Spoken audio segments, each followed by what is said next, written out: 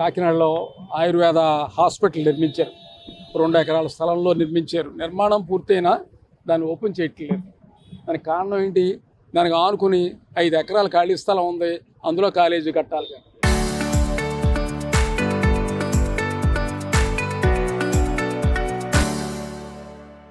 దానికి డబ్బులు కూడా శాంక్షన్ అని 70 కోట్లు విడుదలయ్యింది. కానీ ఆ భూమినేమో పిఠాపురంలో ఉన్నటువంటి టీడీపీ నాయకుడు వర్మ గారికి పందేరం చేశారు. రాజకీయాల్లో వాళ్ళకి ఒప్పందాలు ఉన్నాయి. అవి రాజకీయాల్లో చూసుకోవచ్చు, అభ్యంతరం లేదు. కానీ ప్రజల స్థలాన్ని తీసుకుపోయి వాళ్ళ పార్టీ నాయకుడికి ఇస్తానంటే మేము ఒప్పుకోవడానికి సిద్ధంగా లేవు. ఆ భూమి ఆయనకి ఇవ్వడం కోసమని కళాశాల ఇక్కడ నిర్మాణం ఆఫీసు కూర్చున్నారు. ఈ కళాశాలను ఏంటంటే పిఠాపురంలో నిర్మాణం చేస్తూ ఉంటున్నారు. ఇక్కడ హాస్పిటల్లో నిర్మాణమైన స్థలాన్ని మేము సిపిఎం పార్టీ డెలిగేషన్ వెళ్ళి పరిశీలన చేసి వచ్చాం. పిఠాపురంలో ఉన్నట్టు ఖాళీ స్థలాన్ని కూడా వెళ్ళి పరిశీలన చేసి వచ్చాం. ఆ స్థలం 240 మందికి ఇళ్ల పట్టాల కింద ఇచ్చారు. అది మసీదు మాన్యం. ఆ భూమి ఇళ్ల స్థలాల కింద ప్రజలకు ఇచ్చిన తర్వాత ఎప్పుడు ఇచ్చారు? 2020లో ఇచ్చారు. ఇది 2026. ఇప్పుడేమో ఆ ప్రజల దగ్గర దాన్ని స్వాధీనం చేసుకుంటున్నారు. స్వాధీనం చేసుకుని ఈ కళాశాల అక్కడ కడతా ఉంటున్నారు. ఇది అన్యాయం. దీన్ని మేము అంగీకరించే ప్రసక్తి లేదు. తక్షణం ఇక్కడేమో హాస్పిటల్ ప్రారంభించాలి. తక్షణం ఇక్కడే కళాశాల కట్టాలి.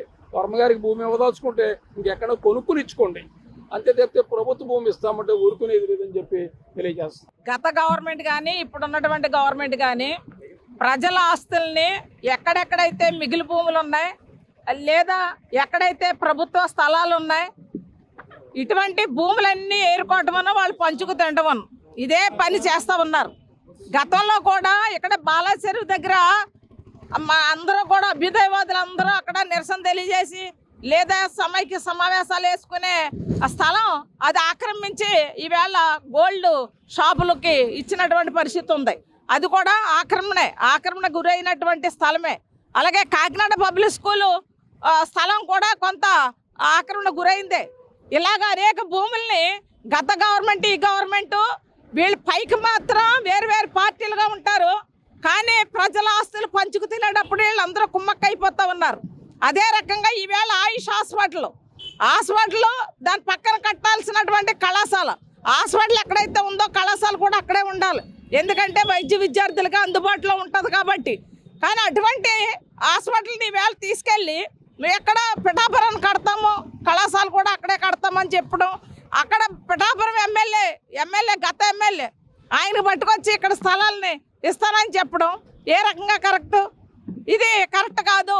మాజీ ఎమ్మెల్యేలు లేదా ప్రస్తుత ఎమ్మెల్యేలు, మాజీ పార్టీలు, ఇప్పుడున్నటువంటి పార్టీలు వీళ్ళందరూ కుమ్మక్కయ్యి ప్రజల ఆస్తుల్ని మింగేస్తూ ఉంటే ఎవరు చూస్తూ ఊరుకోరు. అలాగే తాజ్ హోటల్ వాళ్ళు ఏమీ నోరు మెదపట్లేదు, కానీ వాళ్ళు కడతారని చెప్తున్నారు. ఇదంతా కూడా మోసం, ప్రజలను మోసగించడమే.